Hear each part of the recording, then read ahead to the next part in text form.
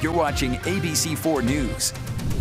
Welcome back to ABC4 News. I'm Lindsay Aerts. Now here with us in studio, Jared Garcia, the governor's pick for executive director of the Utah Department of Corrections. Now, I want to be very clear here that Jared has yet to be confirmed by the full Senate, still needs to be approved.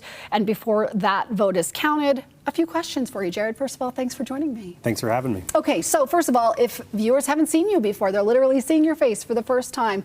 Talk to us about your law enforcement experience. Yeah, I have 23 years of law enforcement experience. Almost 20 of those years were spent at the Utah Department of Public Safety, where I worked with the Utah Highway Patrol, and really the majority of that at the Utah State Bureau of Investigation.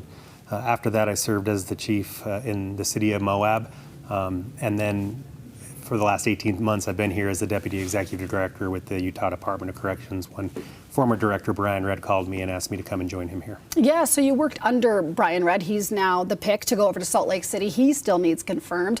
What changes still need to happen at Department of Corrections? You know, I think we are on a great trajectory. We're doing some really great things. So really my job right now is to keep the momentum moving forward. Director Redd's an exceptional leader. He's done an amazing job of setting the tone for the agency, and he's going to do an exceptional job for Salt Lake City PD. So for me, it's really continuing the trajectory we're on, continuing to support our staff and ensure that they have the training, the leadership, the mentorship, the tools to be successful, and then continue to evaluate the ways that we can help people to transform their lives while they're in our prisons and while they're out in the community being supervised. Yeah, and you mentioned some of that,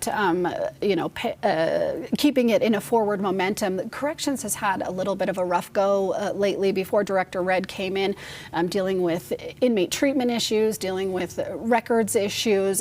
How do you continue to make the department go forward? You know, it really started with Director Redd creating a mission, vision, values, and a strategic plan that we currently have in place. And we didn't just create that as an executive team. Our staff helped and they contributed, and it was really their mission, vision, values, and plan. And so for us, it's just to continue to stay on that path, be true to that plan, be true to those values. And again, continue to evaluate, be innovative, be efficient in what we're doing, and understand that we have to have employees that care about the population that we're supervising. These are, after all, people. Yes, they've made mistakes in their lives, but the majority of them are going to come out and be our neighbors, and we have a great responsibility to help them to improve their lives, transform their lives, and be contributing members to our community. That's sort of one of the reasons we call it Department of Corrections in Utah, because I think the governor has said this before, where he really sees it as corrective, right, where we can get these people back into society to be functioning members of society. Is that the way you see it? Absolutely. There still is an enforcement component to corrections because people are at different trajectories in their life, different pathways in their life. So while we still have to have accountability within our prisons and within our community correction centers and within the community, we believe that the majority of our spaces for our folks that are incarcerated and under our supervision can be places where they can obtain treatment and education and programming and again transform their lives to be successful. And to that end, the intersection of mental health and homelessness and corrections, I've seen a lot of chatter up at the Utah State Capitol about that with legislation this year.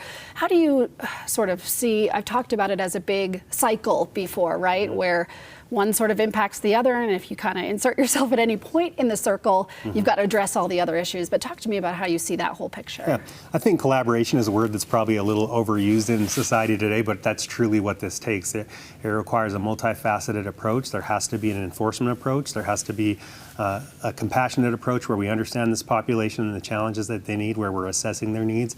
And then we have to ensure that we are connecting them to all the resources that are available. So it requires law enforcement, the justice system, service providers, all to come together, volunteers, and find meaningful solutions for these groups. Is there anything you're really looking forward to if you are indeed fully confirmed by the full Senate? You know, I'm just really excited to continue to support the staff we have. They're amazing people. They absolutely care about the mission and what they're doing and how they can help people to change their lives. And so I'm just really excited I get to continue to work with these folks, continue to support them, and I'm really excited for what the future holds. Can you see one big heavy lift that corrections really still needs to tackle? You know, we have to continue to be innovative in our technology, and I'd say the heavy lift right now is ensuring that our rehabilitation and reentry process and our community supervision processes are extremely efficient and effective. So we're in the process of taking a look at that and seeing how we can do a little bit better. Jared Redd, the governor's pick for Department of Corrections to head there after Brian Redd got tapped to go over to Salt Lake City. Thank you for joining me today. Thanks again for having me. All right, we'll send it back over to you, Sarah.